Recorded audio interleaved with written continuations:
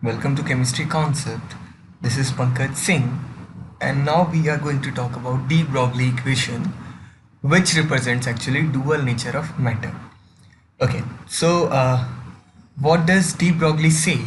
That if we have a small particle which has very less mass, obviously, and if it moves with ultra high speed, very small particle with very high speed.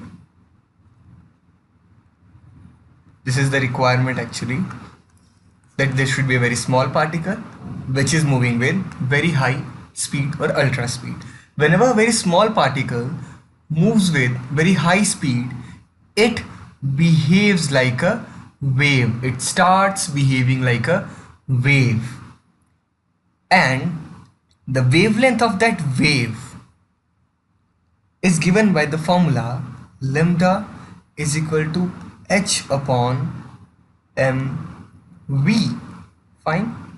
Okay, here lambda is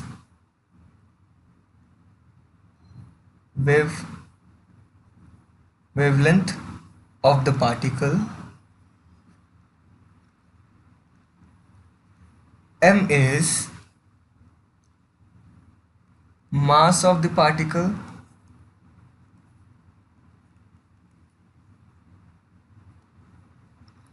v is velocity of the particle, and h is obviously Planck's constant. And the value of Planck constant is, yes, can anyone tell me what is value of this Planck's constant? It is 6.626 into 10 power minus 34 meter. Fine. Or this deBroglie equation can also be written as lambda is equal to h upon p, where p is, yes, it is momentum of the particle. So this is the simply relationship deBroglie equation. Again, I'm repeating in short that whenever a particle moves with ultra high speed, it behaves like a wave, or it shows some wave-like nature. And this wave-like nature would be predominant when speed is very large or is very high, and size is very small, or the mass is very small. Okay, and the relationship of the wave which would be formed by the very high speed motion of the particle is given by the formula lambda is equal to h upon mv.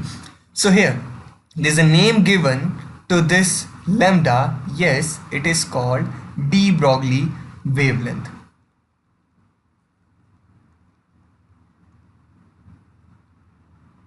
So if someone asks you to calculate deBroglie wavelength, that means you have to apply this particular formula.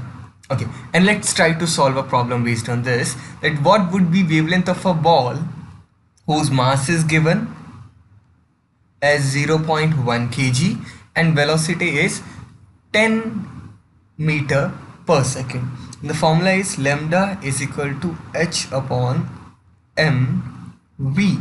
H is Planck constant, which is 6.626 into 10 power minus 34 joule per second, divided by mass of that particle is 0.1 kilogram and velocity is 10 meter per second.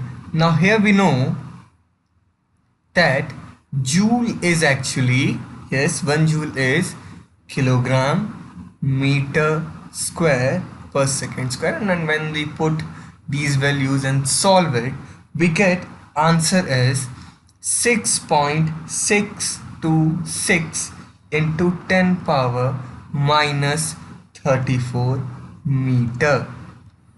This would be wavelength of the wave formed when a ball or a particle of mass 0.1 kg is moving with a velocity of 10 meter per second.